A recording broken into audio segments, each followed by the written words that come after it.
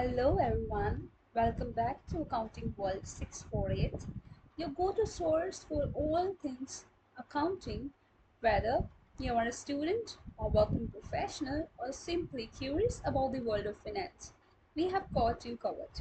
Today, we are diving into the topic that is accounting terms.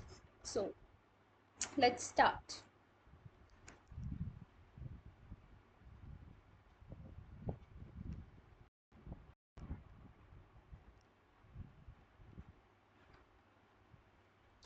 So the first topic, that is entity. So what entity is? Let us know what entity means. Entity is an economic unit which may be business entity or non-business entity. Entity is which perform economic activity. What is economic activity? Economic activity takes place where capital, goods, labor and intermediary goods. Intermediary goods means goods that are used in production are used to produce goods and services. Okay, so entity which performs economic activity, for example, Reliance Industries Industrial Limited, an entity which is established in accordance with the law to engage in business activities. Okay, non-business activity established in accordance with the law but doesn't engage in business activity. Okay, so here our character, that is Alex. Alex is a sole proprietor. Okay, move to the next. Okay, so let's talk about the next topic, that is business transaction. So what business transaction is? So here there are two characters, Arman and Mukesh. Arman sold goods to Mukesh for 55,000. Okay, so they are doing a business transaction here. Okay, business transaction in simple words are exchange of money, goods and services. Okay, with, okay, like in this example, Arman exchanged computer in exchange of money with Mukesh. The Arman is a seller and Mukesh is the buyer. In other words, Mukesh purchases computer for rupees 55,000 from Arman. So it's a financial transaction where two parties are involved, Arman and Mukesh. Okay, so here the good is, that is computer. Okay, now move to the next slide. Here I'll explain you about liabilities. Liability is whatever the business owes, like liability towards proprietors, partners. Okay, so for example, Alex owed 50,000 from the bank. It's his business liability. Okay, so he borrowed the 50,000 loan from the bank, that is the liability of the business. So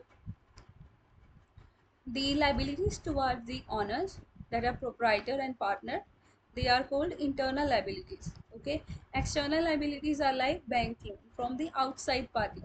Okay, if we are borrowing from the outside parties, they are called external liabilities. Now what are the type of liability? So first is current liability. Current liabilities are also known as short-term liability that are payable within the 12 months from the date of balance sheet. For example, the company has taken a loan on 1 August 2023. It has to pay on 31 July 2024. Okay.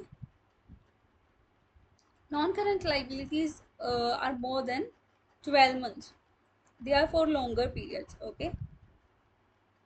Next is, what is capital? Capital is a claim of owners or proprietor in the business.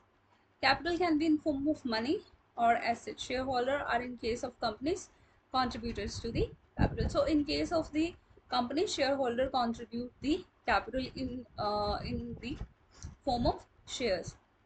Okay. For example, Alex invested 50,000 in the business. He's a sole proprietor, so he invested 50,000 in his business. Okay, that is capital.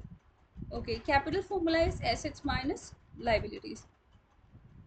Capital is the owner's equity or net worth of the company. Next is account. You must have heard about sales account, purchases account, salaries account. These are none other than the record of transactions of both cash and credit under the head of the account. Now, what are drawings? The drawings are amount of assets cash withdrawn by the proprietor for his personal use is drawings. Okay. Drawings are deducted from the capital in the balance sheet. Okay. Now, debtors.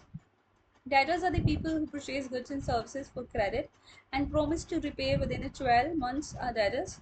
These are also included in the current assets. Okay.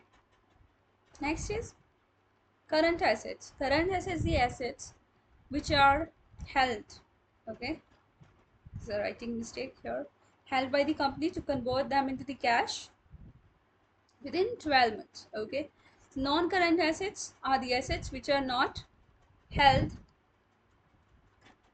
for the purpose of reselling, for example, land, building, machinery, etc.